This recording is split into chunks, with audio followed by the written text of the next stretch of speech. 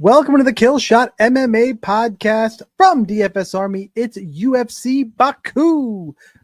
The UFC goes to Azerbaijan, which is, I actually think, the most MMA crazy country in the world. I'm including us. I'm including Russia, parts of Dagestan, wherever. Azerbaijan's going to be insane this week. I'm Sniper. With me, as always, as Monk. We have 12 fights to cover. Jamal Hill versus Khalil Roundtree Jr. is our main event. We're going to break things down from a DraftKings perspective, but always throw in a couple nuggets of bets and all that good stuff around. Before I kick it to Monk to tell you how his week went last week, make sure you guys are hitting the like button, sharing with your friends. There's already a few people watching live. I'm going to start doing these on my own channels about 9:30 Eastern every week at Sniper Wins, or you watch the recordings posted tomorrow morning on the DFS Army channels. And make sure you join DFS Army to get access to the optimizers, projections, full notes, all the good stuff. Now that we got that done with in the intro, Monk, how was your week last week? Well, I don't know if anybody had a great week. Mine was okay. Not too bad. Got the Ione Barcelos pick. The kill shot comes through with Phil Rowe. That was fantastic, just like we drew it up. But yeah, couple of 40-point winners. I think it was the second lowest scoring optimal lineup since DraftKings changed their setup in 2021. So yeah, the poor people in Atlanta should ask for their fucking money back. It balances out the fantastic fucking card that they got the time before that. So I don't think they need a refund. That was bad, man. That was real bad. But we're gonna put that behind us. Focus on this week. Let's go ahead. Let's get started here. All 12 fights. I don't think we have any fight news as of right now. Knock on wood. Nothing crazy has gone on yet. If it does, we'll get you covered in the DFS Army Discord.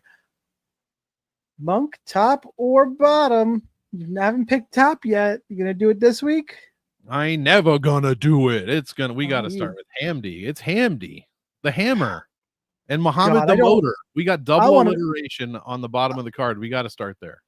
I wanted to put this off as long as possible. Long as possible. This is like eating your dessert and saving the lima beans for last. You can't do that, bro. Yeah, you can. All right. Let's talk Muhammad Usman and Hamdi Abdelwahab. Abdelwahab is the favorite, minus 165. Comeback on Usman is plus 141. Your fight goes to decision. Yeah, big, fat, boring heavyweights at minus 210. Low volume, minimal takedowns. All can be yours for the low price of $8,600 for Hamdi on DraftKings, $7,600 for Usman. Monk, I mean, you wanted to start here, so clearly you're all in, right? I mean, you must love this fight. Oh, all in for sure. Yeah, no, it's the opposite of that. I think this is my only 2-star fight. I don't know, but it's pretty bad. You said it too. This is super low level, super terrible heavyweights. I mean, when your best win is Jamal Pogues, we got a problem. And every single one of these guys' UFC fights has gone to decision. So yeah, not really looking forward to this for DraftKings. I think we can kind of avoid it. Obviously, you're going to play a little of both sides in case maybe Hamdi's back on that special sauce or something like that. But yeah, this is not going to be great. This is the state of the heavyweight division, guys. Everybody's arguing about John Jones and Aspinall and whoever the fuck. And meanwhile, we got the real workhorses at the bottom here with Hamdi and I have a new theory on John Jones. I think he purposely stalls divisions to try and kill other people's legacies. So maybe he'll look like the GOAT.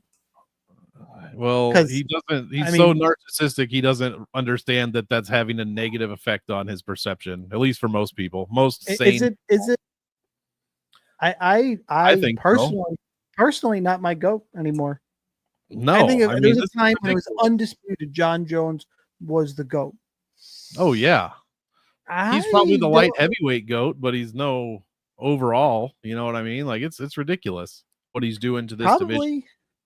Probably he's done. I mean, a GOAT shouldn't be harming their sport actively. That's true. But was he a great fighter? Sure. Was he also roided up, hiding under rings? Yeah. Is he also choosing to not fight a guy who's probably going to beat him? Absolutely. That's not what That's not what we're about here. You know what I mean?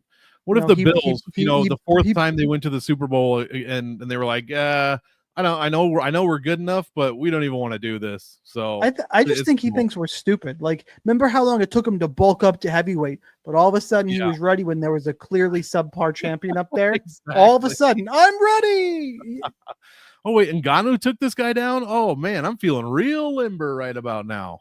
Ngannou's gone. All right, yeah, I'm in. Ridiculous. Anyway, sorry. Total no, we're good. sidetrack. I don't have shit else to say about this. I'm picking Hamdi, and I don't care about this fight. I want none of it on DraftKings on the Hamdi side. I'll actually get a pick and take a little bit of Usman on the theory that he could wrestle like his brother. He hasn't. I do think it's there. I think he's worried he gets tired if he does it, because he gets tired when he does it. But should he show up on special sauce of his own, have better cardio, I think he could get takedowns with the potential to score. Not to mention he's cheaper on DraftKings, so I lean that way for that reason. Not an exciting fight, but I'll go on the Usman side with as much confidence as I have when I step up to hit a nice little 6-foot putt in the golf course. I know I'm missing it. All right, let's move on to Azad Maksum and Tajir Ulanbekov. Maksum plus 350. Ulanbekov the favorite at minus 450. Still minus 220 to go to decision, though, despite the lopsided odds. Tajir is on the expensive side at 9,300. For reference, at the third most expensive fighter on the card, Oban Elliott's 95, Nazim Sadikov is 94. Blades will be a little bit cheaper with a $100 gap in there just for reference while we're talking about this. So Ulanbekov is 93. That makes Maksum 6,900. Monk, who you got?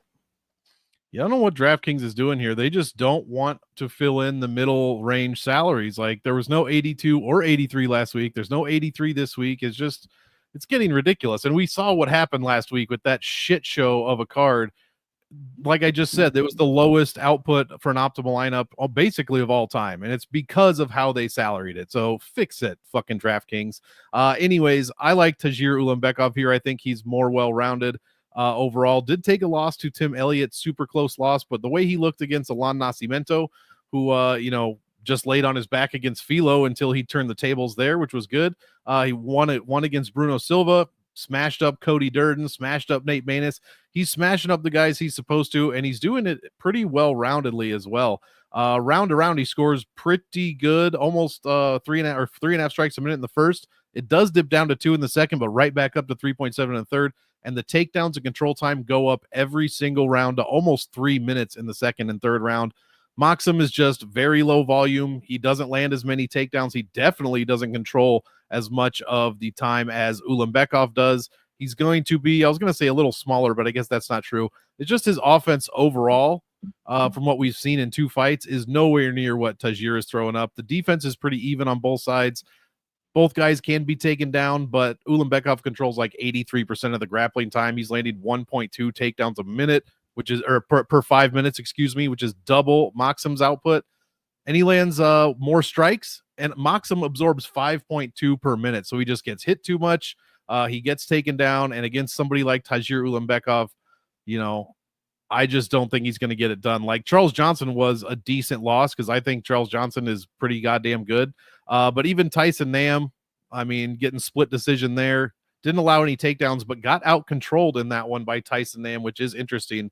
And he's just too low volume, man. So I know he's only 6,800, play a little bit in GPPs, but I'm firmly on the side of Tajir this week. All right, throwing up the first comment we got here. It's from Nan, first and only. Look, Nan, I can see on my side. There's 20 people watching live right now. We got the live part of this is new, but anybody who is watching live again, 9:30 Eastern on Tuesdays on my channels at Sniper Wins. Recordings on DFS Army. Make sure if you want to ask any questions and you're watching live, throw them in there. Nan, I've seen plenty of back when I used to do Fight IQ for RotoWire.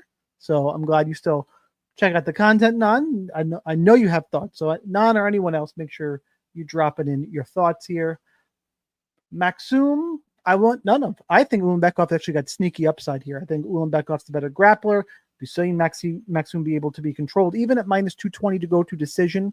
And I think with Blades and Sadikov around him, I don't think it's going to take much to get over on Ulanbekov. I think he's fine for cash. I like him quite a bit in this spot. I will be under on Maksum, over on Ulanbekov.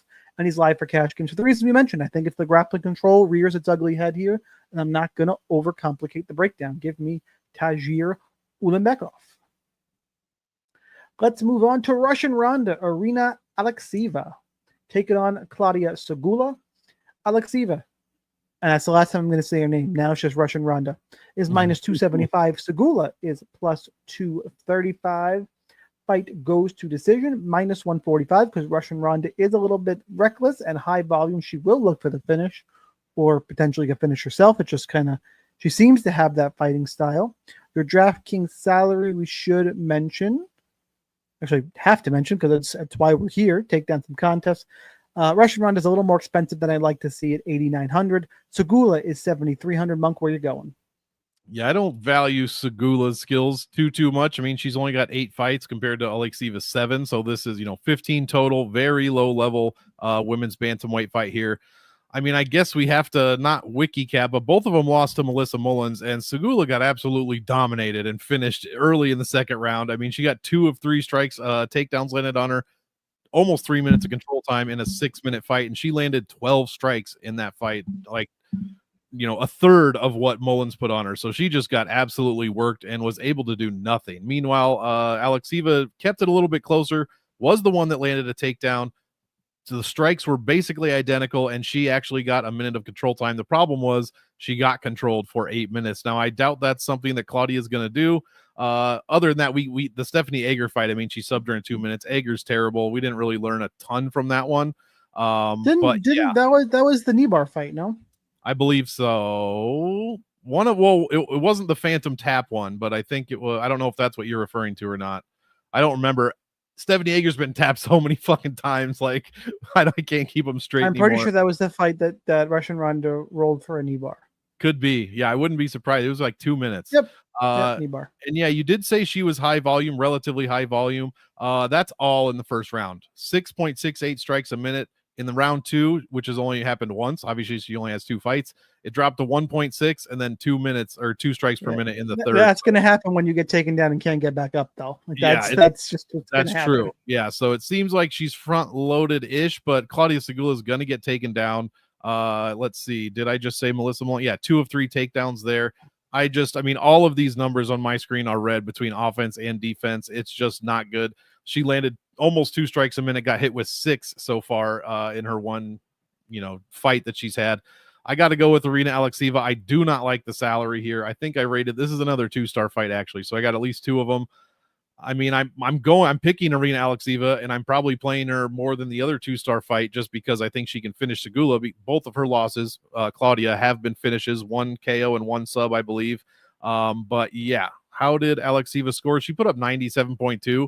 I guess that'll be fine. She was only 6,800 that week, so she's way, way over her average salary here. About 1,700 actually over her average salary. So you're really paying up to get that finish on Segula. Not saying it's not going to happen. In fact, I probably think it is going to happen, but it's a pretty risky play, pretty high priced. I don't mind playing a little bit in GPPs. Cash, I'd have to be really hurting to play Alekseeva here, and I'm not touching Segula at all. I agree with Don. The Alekseeva fight day haircut is going to determine how much we should play of her, correct? I'm going to probably play a little bit more than you in GP. It's funny. I'll have more of Alekseeva in GPPs than I will Melissa Mullins, and that's who's $100 more expensive than her, but Mullins is safer for cash games. And we'll talk about that fight in a second. Alekseeva, the volume, the wrestling, I'm going to be under on Segula, and I'll probably be a little bit over on Alekseeva, and I don't think it's going to take much. I do think she wins volume, pressure, pace. I don't think Segula is any good. I think this is the good, and I can't believe I kept using her name. This is a good spot for Russian Ronda. To your point, it's just not a great DraftKings fight, but I think it's going to be one of the lesser-owned fights on the card, so it's not going to take a whole bunch to get over with here. And we could see another 2-minute sub. It could easily happen. So yeah, I think you're right. Let's move on to hopefully some better fights to target. Oh.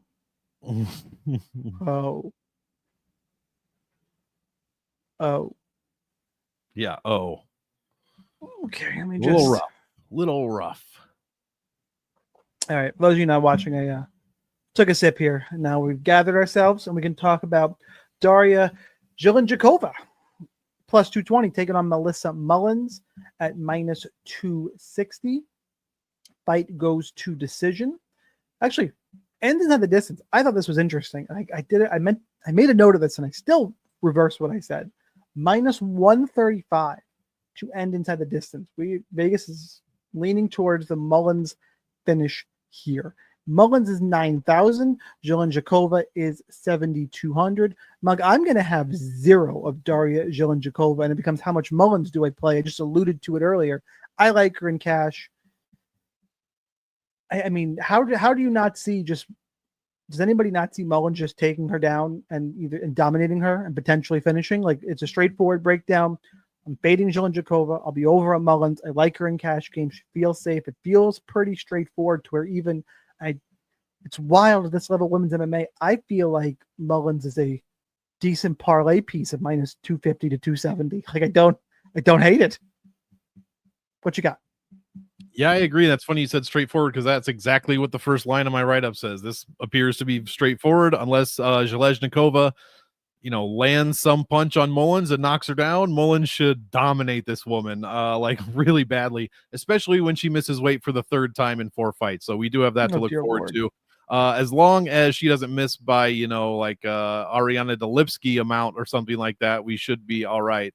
But I don't think she's Brazilian, so they're probably not going with that weight miss strategy that has not paid off very well outside of Vieta. But how is this? I mean, Mullins, she's outstriking her opponents. She's landing half a takedown per 5. Her control time is 87% compared to 13% of her opponents.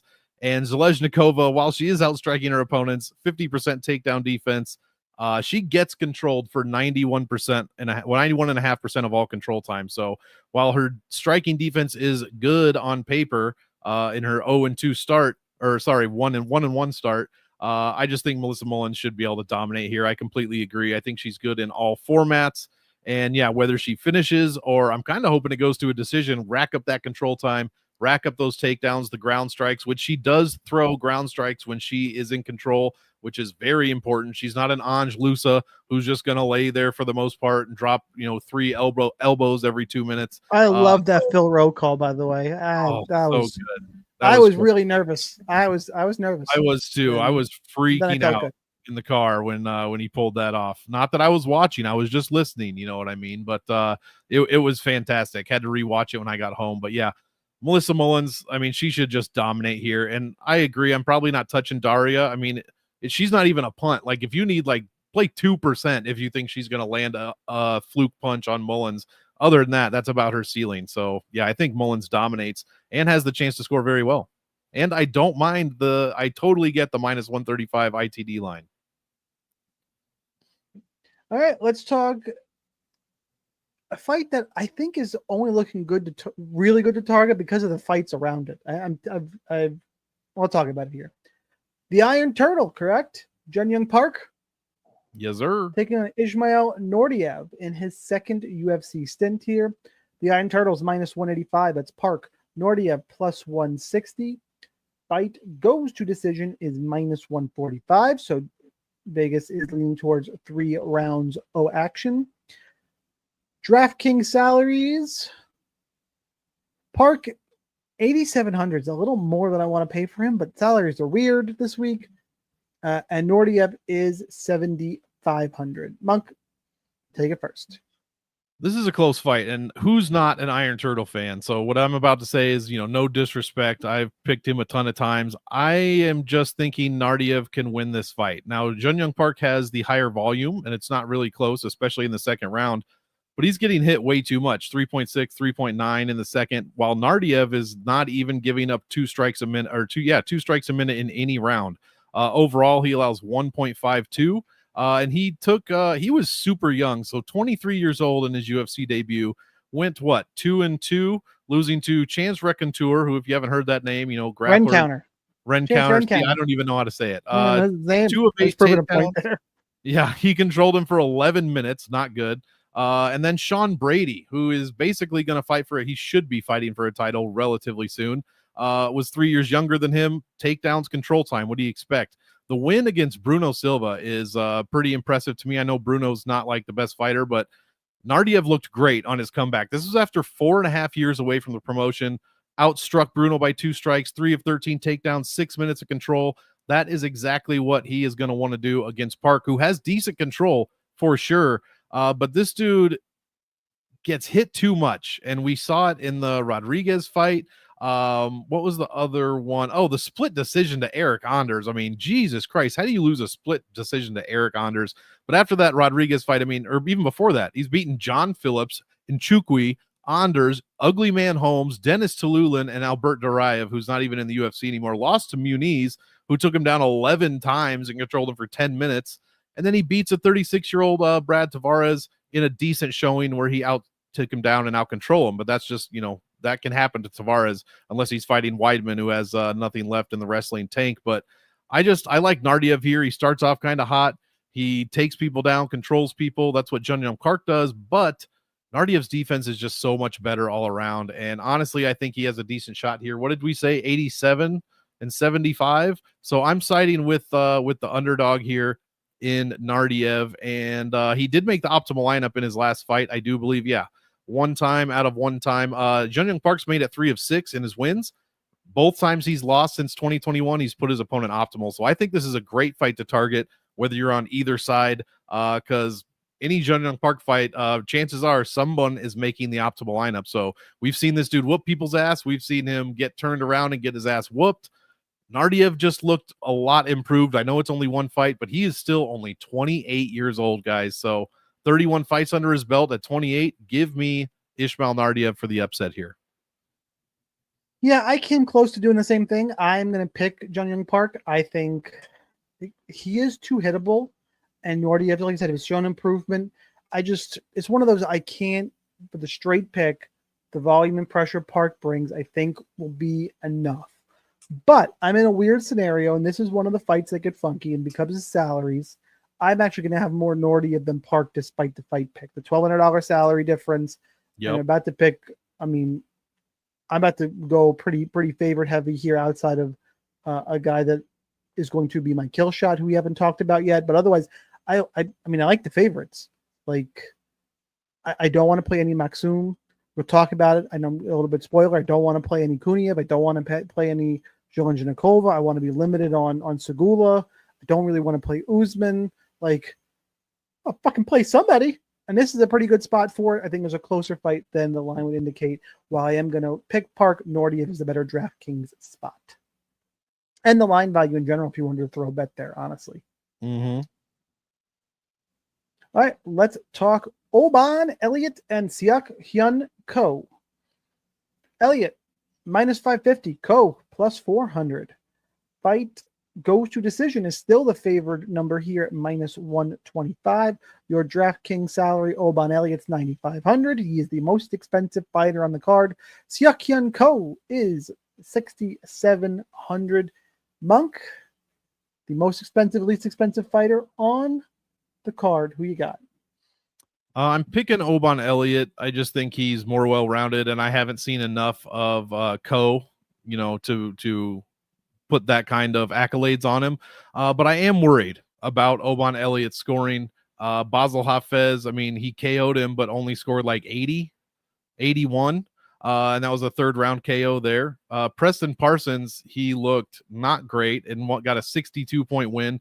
Val Woodburn is the only fight that he's really scored well, and he scored 102 points. Still didn't make the optimal lineup, I believe. Val Woodburn. Val Woodburn, that's right. 1 for 2 takedowns against Parsons, but Parsons took him down once.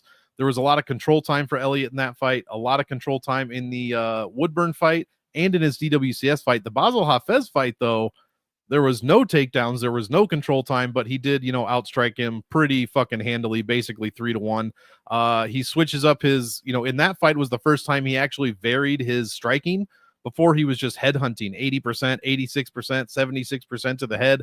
So I do like the improvements there. I just don't think outside of a first round finish that Oban's going to pay off his salary. And this dude, Ko, he has been KO'd twice. Maybe that's why, his name is what it is. But in both of his losses, he was finished via KO, TKO. So I'm just not impressed with Elliott's wins. I really need to see him put a stamp on something, and he just hasn't done that yet. So I am picking him to win. I think he's gonna probably roll this guy, but I'm nervous about the score. So I'll probably look at ownerships. If he's coming in at like mid to upper 30s, even 40%, I'm going way below. I'll probably be closer to 30. I think that's about right. Maybe even a little less. For cash, if you can fit him in, you definitely can. I mean, shout out to everybody that played Mansour Abdul Malik last week as a lock, and he put up like 16 points in a win. So yeah, give me That Oban was so Elliott. bad. That was Dude, that was awful. Just don't. All right, here's the new rule. Don't fucking play any Cody Burnage fight ever, and don't play any fucking Bellato fight / Paul Craig fight ever. They are done. You cannot play them anymore. If you do, it's your own fucking fault. So, including me, if I do it, it's my own fault. So yeah, give me Oban Elliott. Nervous about the scoring, but I think he should have.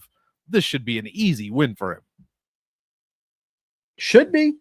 I'm with you though. I pick Oban. I'm picking Oban Elliott. Worried about the scoring. Neither guy is very high volume here. Elliott to pay off this price tag probably needs a first round finish or some volume in a second round finish. And then even then it kind of depends on the rest of the card. And I think there's safer spots in cash games. Like, for me, it's a GPP fight. I would be okay if you wanted to punt Co. if you hated everybody else. Sure. But for DraftKings for GPPs up in his range, you got Oban Elliott. Sadikov is less expensive. Ulanbekov is less expensive. Blades is less expensive. Mullins is less. The first person under him that I would want to play him instead of, it's 5 fighters down, and it's Arina Alexieva. Yeah. Like, so it's hard for me to justify much Oban Elliott. Segula is so bad. She could still outscore him. Could, but that's what I'm going to draw the line there in terms of head-to-head. But you can make a case for it. So I'll be underweight to Elliott. Co, if it takes, maybe some super punt lineups, those weird lineups where like you need all the pay ups and just somebody doesn't get smashed right away is optimal. But I'm kind of stretching there. This is, to me, just one I'm going to skip over in DraftKings for the most part and hope it doesn't burn me. You got to make your stands. It's a stand I'll be making. I will be underweight on Oban Elliott, but I do think he wins the fight. DraftKings is different than betting if you don't know. And if you don't know and you need more DFS tips on DFS, make sure you join up DFS Army. Like how there's 33 people watching live right now who are like, what the fuck? Sniper, we know. Shut up. Well, this is also the fight where each guy picked a nickname that's referencing another athlete. So we'll see. It's pretty much Chael versus Mike Tyson. So we'll get to see who wins that way. And I appear to have lost internet connection to FightOdds.io. Oh. Is all of my internet down? I'm just going to crash in a second. No. Hey, if you go away, I'll talk about Grod and Naimov. Okay, here we go. That was strange. Yeah, your whole shit disappeared. But I'm back. All right, let me get back to the other lovely fights coming up in the world of mixed martial arts. All right, we are back on track. Muhammadjan Naimov and Bogdan Grad. We're bearing the lead here. Hint, hint, nudge, nudge, wink, wink. Monk, you still go first. Naimov is minus 240. Bogdan Grad is plus 205. Plus 200 for Bogdan Grad. Fight ends inside the distance. It's minus 135. So still about 50-50, like a lot of fights in this card, but the lean is towards seeing a finish. Your DraftKings salaries. Naimov's 8,800. Grad is 7,400. Monk, who you got? Well, I think after this fight, we're going to be saying congratulations to Bogdan Grad. That's right, guys. It's graduation season. And tell everyone that you see congratulations. I wanted to be different and unique. Well, I have a feeling that we're going to have the same 2 options for kill shots because there aren't any. So I'm going to let you pick it first, and then I'll pick the other one. And I don't have a problem with that. I like them both. But yeah, I think this is closer to a 50-50 fight than what minus fucking 240. Like, I don't understand that to a point. I understand that Naimov is pretty well rounded. He does get outstruck, but he does land takedowns. His control time's decent. He is out controlling his opponents, but just 53-47. His overall defense does not rate very well. Most of his categories are under 50% the way I do it. Bogdan Grad's biggest problem is he gets hit a lot. Like, he lands 5.8 strikes a minute. That's a gigantic amount of strikes. Not compared to like Josh Van, but to most people. But he gets hit. He gets hit with 7.84 strikes a minute, guys. And this is in 17, 18 minutes of fighting.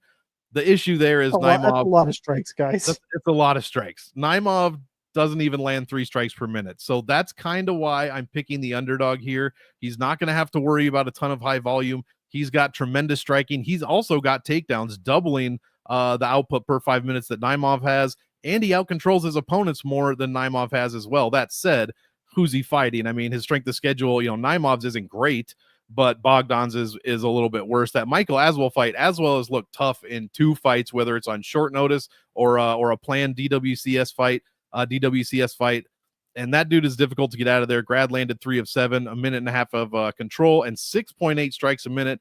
He smashed up Alexander in the second round after Alexander pretty much gassed out. Landed 5 strikes a minute, another 3 takedowns, another 4 minutes of control time. He's looked very, very good. Didn't have to do any of that against Tom Nolan in his first DWCS fight because he lost in a minute. But Naimov, the Felipe Lima loss isn't terrible. He beats Nathaniel Wood. I think that's a very good win. The loss to England is kind of unforgivable, but we'll get over it. And then the Oakley win didn't really tell us much, but he is out here landing takedowns in every single fight except for that Malarkey fight.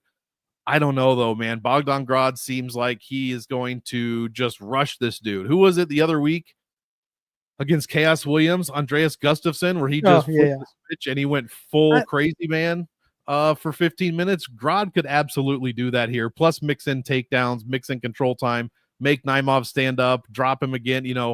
A lot of that could happen here. Now, Naimov could easily just take this dude down and control him and not let him strike 6 strikes a minute. I don't know about that. I'm going with Bogdan Grad, though, to be honest. His striking defense, as we said, is terrible, but that's not Naimov's game. We don't really have to worry about that. He has a knockdown, but his striking offense is relatively, low rated by me. So, yeah, give me Bogdan Grad for the upset here. Bogdan Grad's landed 3 takedowns in his first UFC fight, 3 in his second Contender Series fight. Yeah, he got knocked out by Tom Nolan. Tom Nolan's a legit prospect. I'm not going to crush him for that. Naimov, on the other hand, by the way, look, can get takedowns, but he was taken down 3 times by Jamie Malarkey. Red flag for me there. And I think the pressure of Bogdan Grad, you kind of hit it. I think the pressure of Bogdan Grad is what's going to be the difference in this fight. I think Grad wears him down. I think Naimov fades late. I think Grad can keep up the pressure. I think he can get takedowns. If Naimov's not winning the wrestling exchanges, what can he really do here? Yeah. I think he could win the wrestling exchanges, but I'm not sold on it. Bogdan Grad's a good wrestler. Grad is a good wrestler too, and I think Naimov could get worn out. There's multiple paths to victory here. I like the plus 235 line over on Circa. I'm interested in that. DraftKings, he is probably my favorite underdog play on the entire card. I'll run back a little bit of Naimov just because I'm going to be overexposed to Grad as well. So when I run 150, I'm definitely going to, wherever I'm overexposed, I try and I'm going to run at least a little back, unless I'm taking a gigantic stand, which I took a stand on Abdul Mansour Malik, which at least I didn't play a lot of Cody Brundage too. So at least there was that. Yeah, and Non agrees. Grad could run the Gustafsson full R playbook. Yeah. Exactly. I said full crazy man, but everybody knew what I wanted to say. Never go. I don't know. It's 2025. Can we say that again? I don't know. I don't know what the rule is. Maybe we'll find out in 2026. I think you can, but I'm not going to deal with it because what we're actually saying and what we're not saying. I'm going away for a few days. In a few days, and I don't feel like getting hate messages on my phone. Yeah, exactly. So I'm going to deal with that. All right, let's talk Nazim Sadikov and Nicholas Mata. Sadikov -440. Mata is +340. Fight ends inside the distance, -250. Should see a finish in this one, even though they are 135ers, I believe. These guys, high volume, high action, high violence. Love to see it. Sadikov is 9,400. Mata is 6,800. Monk, what do the statistics say? Man, it says that these guys both get outstruck by almost a strike per minute. It's pretty bad. But they also have very good takedown defense for the most part. But somehow, like Sadikov's at 75%, Mata is at 82.5%. But somehow they each get out controlled. Sadikov 47% to 53%, and Mata 23% control time in his favor, the rest to his opponents. If Mata can't stuff takedowns, I think he's going to have a long night. That said, he is constantly looking for the one counter shot. So every time you do something, he's going to do something back. He's an extremely wild fighter, so things can turn on a dime in his fights.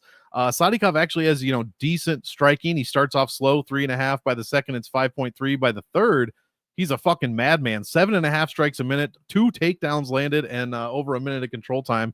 That said, he's only been in 7 minutes of third rounds. Meanwhile, that's the round that Nicholas Mata actually outlands his opponents. Other than that, but he's also giving up a ton of control time in that one. Other than that, he's getting outstruck in the first, especially the second, where he allows almost 6.5 strikes a minute. The Mahashate win doesn't tell me a ton. Losing to Manny Torres, I mean, the guy losing to Jim Miller doesn't tell us anything. Jim Miller's the shit. Cameron Van Camp win, who cares? Trey Ogden, no contest. Well, what do you mean, who cares? Who cares? Nicola, did Mata get choked out or did Ogden get choked out? I don't remember which happened, but it was ruled a bad stoppage, I believe. I think Mata got choked out. I think he did, because he got taken down 3 of 16 times, 4.5 minutes of control time given up there. Sadikov just has the better wins between Elder, McKinney, and Bonfim. I mean, the draw with Borshev is terrible. You took him down 4 out of 7 times. You basically won the second round and then somehow gave up the third. Like, that's kind of inexcusable. But yeah, I think this one's close. Not a 50-50 fight, but I think Mata's definitely going to have his chances. He can also get finished. Also, the last thing I'll say, because I am picking Sadikov, both of these guys have been finished in every single one of their losses, which I believe is, Mata has 5 losses. He's been finished in all 5, 4 by KO, 1 by sub, and Sadikov was submitted in his lone loss. So yeah, I agree with the ITD line here. I mean, minus 250, that's probably about right. But I'm going to go with Sadikov. I don't want to touch this in cash. I wouldn't play this with your money in cash games. So yeah, not a safe play, but definitely play both sides in DraftKings. Be a little, no, I'm picking Sadikov. I don't know how much heavier you can be because of that salary, 9,400. He's like, real quick, the last thing I'll say, he is $1,000 more than his average salary, while Mata you can get for $1,100, almost $1,200 less than his average. So pick your poison. Not touching it in cash. But GPPs, I think it's a great fight to target. So one of these guys is probably going to get finished, probably by KO. So give me Sadikov here. I do think that Nicholas Mata has shown to be better than we thought he was. That's true. I think he's proved us wrong. Like, we were all shitting all over him when, the Manuel Torres, the Trey Ogden, like, we were shitting on him. And then he beats Tom Nolan, who I just had as a legit prospect. Like, he knocked him out in a minute. Knocked down Mahashate twice. Like, okay, the problem is Sadikov, I think, is a better prospect. He's been more consistent. The fight against Vyacheslav Borshev, like, just violence upon violence here. I do think he got away with some shady shit in the Terrence McKinney fight. I thought McKinney had a legitimate gripe on that one. Oh, he's a cheater. He's a big time fence grabber. Big time. Like, that was no good. But I think in this spot, I agree with you. I like Sadikov in all formats. I think he's better. He's more. The violence here should be flowing. I think he wins the fight.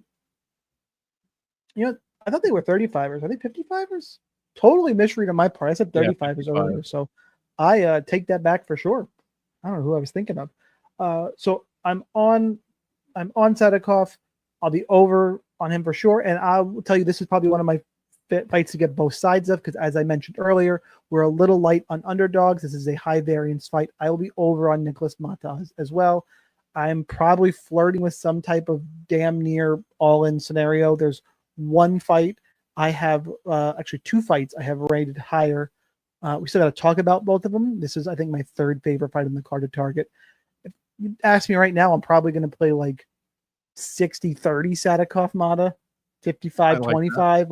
Like I'm going to have, I'll be over on Sadikov for sure.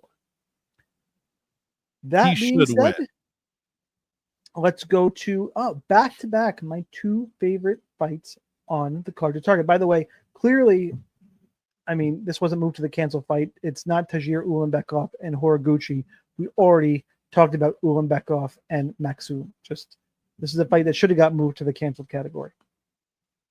Anyway, 2 fights I like more are up next. Miktebek Orlabai and Tofik Musayev. His name I can't say. Tofik. I can say Miktebek Orlabai fine. Tofik Musayev. I can't do it. I can't. Brain doesn't work, guys. I keep wanting to say Mustafayev. Like, what's his that thing we were referencing earlier? That's what I feel like trying to say that name.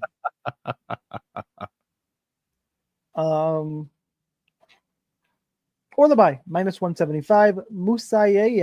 Musayev. Fuck. Tofik is +150. It's really going to piss me off. I can't do it. Fight ends on the distance, -170. Should see a finish here. And you also got some reasonable salaries to attack, which is why this one, I think, creeps ahead of the fight we just talked about. In that Orlabai is 8,500. Tofik is 7,700. Monk, give us the statistical breakdown, the analysis. Well, I don't have any stats for Musayev. That's what I'm going with. Musayev. That's I don't know if that's correct. Here's the thing. But, I mean, that I think that's just an oversight. I know you rely on UFC stats, but it's not. We should point to this. Then he is a UFC debutant, but he's a 35-year-old debutant who is a veteran of Ryzen and Bellator. Like, he's not fighting scrubs. He's in the good promotions. That is true. However, I am 2 for 2 picking against these guys coming from Bellator with Patchy and Pitbull. Says he's Mustafarian. Yeah, Mustafarian. There we go. I like that. Dad joke. Fuck. I like that. But yeah, so I picked against some of the bigger names from Bellator this week. I am going to be risky and pick Musafayev here. 18 professional KOs. He has been subbed 3 times. That's the big issue. So he's been finished in 4 of his 5 losses. The main thing is for me, Orlabai, I mean, he smashes Medic. Medic doesn't have any takedown defense. I mean, he got taken down 7 times, controlled for 7.5. Els Brenner actually landed 3 of 6 in 3 minutes of control, but he still got taken down, outstruck, and double or almost triple the control time put against him in that one. Then it's the Rebeshki fight, and I don't know yet if Orlabai maybe had an off night or if Rebeshki is just that fucking good at this level of lightweight, and I think that might actually be the case. So I'm not going to take anything away from Orlabai, but he was outstruck. He got taken down one more time than he was able to complete takedowns, and then he got out-controlled, and he also got knocked down. So it was all around a much better fight for Rebeshki. I mean, it was pretty close-ish, but Rebeshki definitely edged that out. So I don't know, man. I think Orlabai is kind of hittable. His striking defense has not looked great. He lands 3.4, but he gets hit with 3.4. His takedown defense is 40%. Not sure why you'd want to go to the ground with him in this occasion, but I'm just saying 40%. He controls a ton of the grappling time, 3-1 overall. He's got sub attempts. He's got reversals. He can get reversed. I don't expect Musayev to do any of that. As I said, he is a knockout guy performing in his home country, and Orlabai has kind of suspect striking defense, and he got pieced up pretty bad by Rebeshki, who, again, didn't even land 5 strikes a minute, but this dude's eye looked like Ioana Jędrzejczyk's head, and he did get knocked down in that one as well. So I'm going to probably stupidly go against my general rule and pick the guy coming into a new promotion, even though he's 35, even though he's 8 years older. I think if he rushes Orlabai and just stays in his face, and he just has to avoid getting controlled. That's it. That's easier said than done. I think it's, easier said than done for sure, but that is his obvious key to victory, and he's got the knockout power to do it. Orlabai has not yet been finished, I believe. Yeah, not in any of his 2 losses, so it's a pretty tall ask. What are our salaries here? I don't remember. 78? 85 77 and 85. So I think you got to play both sides. In GPP, this is basically an all-in fight. I love it. Thinking now, Orlabai is probably going to win, but I'm going to go with Musayev anyways. Just the striking, what Rebeshki did to him. I'm just going to take a risk here. So give me Mustafarian here. Yeah, I'll be taking Orlabai. You pretty much covered the fight exactly how I wanted to. Load up all in GPPs for me, mid-range salary. I think Tofik either finds a knockout or Orlabai pressures him, volume, beats the shit out of him. I see a finish in the first 2 rounds here either way. I like the unders. I like Orlabai slightly, but more importantly on DraftKings, it's a load up GPP only spot. And it's one of those when we're doing DraftKings, I don't have to worry too much about the fight. If you're MMEing anyway, I don't have to worry too much about the fight breakdown. I project points, making me pick a side because you're doing 1 to 3 lineups. I would take Orlabai, and we can move on from there, not touching it in cash games. Sometimes the DraftKings breakdown is simpler than the fight breakdown podcasts. That's true. All right, let's talk. I'm on the wrong thing here. All right, let's go Curtis Blaze and Rizvan Kuniev. Kuniev. Rizvan is plus 220. Blades is minus 260. Fight ends inside the distance is minus 150. Your DraftKings salaries for this one. Blades will cost you a pretty penny, but 9,100. He's only the fourth most expensive fighter on the card. Rizvan is 7,100. Monk, tell me the stats say we're going to get a return to the old Curtis Blades, because that's what I think is going to happen here. I think he's going to turn back the clock a little bit and put up a massive amount of DraftKings points. Do you agree? I do, actually, and he's going to do it on the Rizvan Kuniev. Sorry, guys, I just wanted to say the Rizzler. Yeah, Curtis Blades has only lost 3 fights in his last 10. Derek Lewis with that crazy uppercut. Sergey Pavlovich, who was knocking everybody out up until that fight, or after that fight. And then Tom freaking Aspinall. He's got a win over Almeida after he got completely dominated in the first. It didn't phase him whatsoever, and he dropped those fucking hellish elbows, you could even say, until Almeida was just out on his feet, basically. Daukaus, Rosenstruik, Volkov win was very good. He scored like 170 fucking points in that fight. And this is what you're talking about. The old Curtis Blades, because in his last 1, 2, 3, 4, 5, 6-ish fights since Chris Daukaus, he has not landed a single takedown. In fact, he's only attempted 1, and that was against Sergey Pavlovich for obvious reasons. But yeah, 14 of 25 against Volkov, controlled him for 20 fucking minutes. 5 of 5 against Abdurakhimov, controlled him for 6 minutes. So the thing is, this dude really likes to wrestle Russians. Even Pavlovich, he attempted his one and only takedown in his last 6 fights, and we got a certified Russian on our hands, boys. So yeah, it's going to be return to old form Curtis Blades. I completely agree. Unless Rizvan lands some kind of fucking power shot on Curtis Blades, which is entirely possible, I don't see how he's going to even come close to winning this fight. Yeah, Blades is one of the I'm not going to say best, one of the better DraftKings scorers. When he wins, 108. When he wins by finish, 105. When he wins by decision, 114 points. I know a lot of those are probably 5-round fights, but in this case, the Rizzler doesn't have too much takedown defense. Hugo Cunha went 0 for 6 on him. I swear we're probably saying 14 bad words in this entire video. We just don't know what they are. 0 for 6 in that one there. So he stuffed 6 takedowns. But these are DWCS guys. There's nowhere near the worst guy that Blades has fought. Who's the worst guy he's fought in his last 10? And I mean no disrespect. Was it Abdurakhimov or was it Chris Daukaus? I mean, they're way better than the guys that Kuniev has fought. This fight was supposed to happen like 16 times. I don't know if Rizvan's pulling out or whatever, but Curtis Blades should be able to wrestle the fuck out of this guy. Yeah, Chris, yeah. He should be able to wrestle the fuck out of this guy. Controls 91% of all the grappling time he's involved in. He only allows 1.91 strikes per minute. And he did fight Tom fucking Aspinall. So I know twice. And I know those fights only lasted 75 seconds. But still, Aspinall landed 14 strikes in a minute. And his, Blades' number is still less than 2 strikes a minute. So, yeah, the defense is a bit suspect. But Blades should be able to wrestle fuck this guy into 100 and 25, 130 points. I think he's fantastic in all formats. And I will play him as such. Agreed. No need to overcomplicate it for me. I think, like I said, I think Blades smashes, puts up a big score. I think he wrestles. Too big of a step up for Rizvan here. Blades takedowns all day. I'll play a little bit of Kuniev because all the guys I'm Xing out.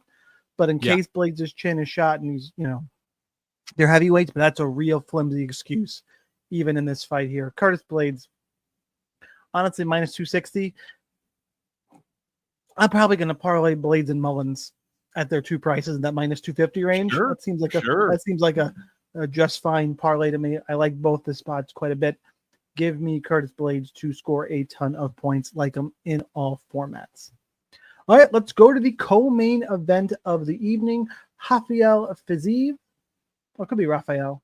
I don't know. Rafael Fiziev, let's call him. And Ignacio Bahamondes. I know the last names. It's weird. Bahamondes is minus 130. The comeback on Fiziev is plus 110. Fight goes to decision, minus 135. DraftKings salaries, it's the mid-range fight, 8,200 for Bahamondes, 8,000 for Fiziev. Monk, who you got? It's hard to ignore the length, height, and striking ability of Bahamondes. Other than the guy that we're about to talk about, Bahamondes lands the most strikes per minute on this card, and it's not fucking close. Over 7 strikes a minute over his 9 UFC fights, and that's almost like 90 minutes of cage time. He allows 4.3, which is a lot, Fiziev lands 4.8, and he gets outstruck by 1/10 of a strike per minute, but still 4.85 to 4.95. No one is shooting takedowns here. I mean, not really. Fiziev has a couple on his record. His takedown defense is 90%. Bahamondes is 85, but neither one of them control the grappling time. Fiziev's at 43%. Bahamondes is at 31. And the most important thing for me, while Fiziev, could easily win this fight, he has really bad striking defense, like all the way around. He gets chinned. His striking defense is only 48% compared to 57.5. And like I just said, he gets outstruck. And I think he gets outstruck, mostly in the second and then the third round for sure, where he allows 7.39 a minute. And that's over 32 minutes of round 3 fight time. So kind of completely falls apart defensively as the fight goes on. In the second round, it's okay, but the striking is his biggest hole. That's his worst rated category out of striking, control time, and takedowns in all 3 rounds is the striking. And Bahamondes, that's all he fucking does. I don't even think he's attempted a takedown. He certainly hasn't landed one in his entire career. He's not really getting control time. He's just using his length and his height and his tremendous striking to get these wins. Obviously, the McDessie loss is not great. That dude is like a foot shorter than him, but he comes back and he does exactly what he's supposed to do against the guys he's supposed to do it against. Klein was a tough out, but then he goes on and beats, Giagos isn't much to brag about, but still KO'd him in 3 minutes, 30 seconds, 11 strikes a minute. Manny Torres, dangerous fight. Put him dead. That was when Manny Torres was either undefeated or knocking everyone out in a minute, or both. I can't remember. And then Jalen Turner, he retired that dude, subbed him in 2.5 minutes. Like, he's outstriking almost every single opponent he's facing by a lot. And if Fiziev doesn't attempt takedowns, which he's only been doing it lately, I guess he attempts them in every fight, but he really is not landing hardly any with any kind of meaningful volume. And the most important thing is when he does land takedowns, he's not getting control time. 2 takedowns against Gaethje, 40 seconds. He's getting out controlled in basically every single fight. So that's not going to be an issue here. If this is a stand-up fight between Bahamondes and Fiziev, I'm picking Bahamondes. I know it's going to be close, and a lot of people think it might be the other way, but this dude is on his way to becoming one of the best strikers in a very tough division, and he's 27 years old, guys. Give me Bahamondes to get the win here. Yeah, I'm with you pretty much all around. I like Bahamondes. I just hate this fight for DraftKings. Like, I have basically no interest. Neither one of these guys is super high volume. Neither one of these guys is going to look for a takedown. I know it's minus 135 to end in a finish. I don't think it's going to be a quick finish. No, it's. I'd be surprised if it was. I don't want this in cash games. It's not a. I typically would say I don't want much of this fight at all if it wasn't for the fights like Usman and the other women's fights in this card. Like, it's towards the bottom. The salaries are the best thing it has going for it. I'll play a little bit about Bahamondes because I'm going to pick him straight up. I do think he wins. Is it a super confident pick? No, I don't like the bets here. All around, this is one of those that this is going to be a better fight to watch, and I'm interested in for sure. For DraftKings, I go, I hope nothing crazy happens because I'm not going to have a ton of this. But gun to my head, give me Bahamondes. Yeah, and real quick, Fiziev is one of the poorest DraftKings scores on the card. He broke 100 against Moicano. That was a first-round win. Other than that, his second highest win is 86 against Dos Anjos. That was a 5-round fight that he won in the in the 5th round, I believe. So it took him all that time to score that many points. Other than that, he's at like 70 per win. So I don't even know how you can roster him as the most expensive dog. A ton, anyways. You can obviously roster him. All right, we'll go Jamal Hill, Khalil Roundtree Jr. It is the main event. Roundtree's a favorite at minus 130-ish. Come back on Hill about plus 110. Your fight ends inside the distance prop, minus 275, minus 215 to go under 3.5 rounds. But still minus 205 to get over 1.5. And this is where I think it's interesting and worth pointing out. Vegas is heavily telling us this ends in the 2nd or 3rd round. That, when you're talking DraftKings, it takes away so much of the value from a main event. You are likely not going to get those 2 bonus rounds. You're also likely not going to see a first round finish. Immediately you should be thinking, well, we should be treating this like every other fight then, for the most part. Like, it doesn't get a whole lot of special treatment in my mind in terms of DraftKings, even though it is the main event, especially because they're not going to take that. They're not going to shoot takedowns. They're going to sit and strike. That being said, your DraftKings salaries, I need to give those out before we kick it to Monk. Khalil Roundtree Jr. is 8,400. Jamal Hill is 7,800. That being said, it is still a good fight to target, especially in the context of the card, because we have the inside the distance prop where it is, even if we are expected to be in kind of that no man's land, and the salaries. This is, it's the mid-range fight. It's a mid-range fight with Bahamondes Fiziev, and it's a way better fight to target than those two. So just salary-wise, it gains some interest in that perspective. Monk, what do you got for a pick and a breakdown? Well, I hate myself. I'm just going to start off by saying that, and I apologize. You're taking Jamal Hill?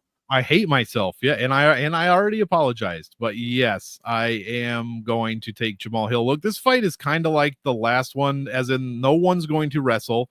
I don't think not one of them has landed a single takedown in their entire UFC career, which 16 plus 11, you do the math, 27 fights. Both of them get out controlled, and it's not even close. Roundtree gets outstruck badly, 3.7 to 4.5. I know a lot of that's probably the Alex Pereira fight or whatever, but he's getting rated very highly on that fight. Otherwise, his wins in his last 10.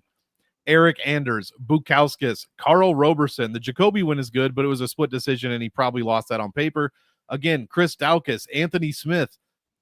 Those are not like great wins. Meanwhile, Jamal Hill, Santos, Teixeira, he fought Pereira as well. He fought Prohashka. I don't know, man. Both these guys have some decent losses and some kind of poor wins. It's the volume for me. If you're telling me that no takedowns are going to happen and no control time is going to happen, I'm taking the guy that, first of all, doesn't get outstruck by almost a strike per minute, and he lands 7 strikes per minute compared to Khalil's 3.7, and he allows fewer takedowns than Khalil does. So, yeah, his offensive metrics as far as striking goes are much better. Both of their distance striking defenses are god-awful. That said, Hills is like double that of Roundtree's, which is like 1 doubling to 2 out of 100. It's terrible, but it's still a little bit better. And also his strength of schedule overall is just much, much better. Give me Jamal Hill for the win. I hate that I say that, but yeah, outside of a first round finish, I don't know what these guys are going to score like. And Roundtree better hope that this ends in the second or third, because in his 1/4 round that he fought, he got outstruck 13.9 strikes a minute to 3. Wait, come on. And in Jamal Hill's 2 fourth rounds that he was in, 15.8 strikes to 5. So yeah, it just doesn't look good for Roundtree late. And even before that, he is slowly on the decline. He's allowing more and more strikes as the rounds go on. It's just, and Hill's allowing fewer and fewer. So they're going in opposite directions. So if you're going to tell me this doesn't end in the first, I got to sign with Hill, and he's cheaper, and he's probably got the higher DraftKings upside. Yeah, just barely. But yeah, when Roundtree wins, 98. When Jamal Hill wins, it's 104. So yeah, also if Roundtree wins by decision, it's 84. Jamal Hill wins by decision, 104. So yeah, give me Hill. I think he has the higher upside.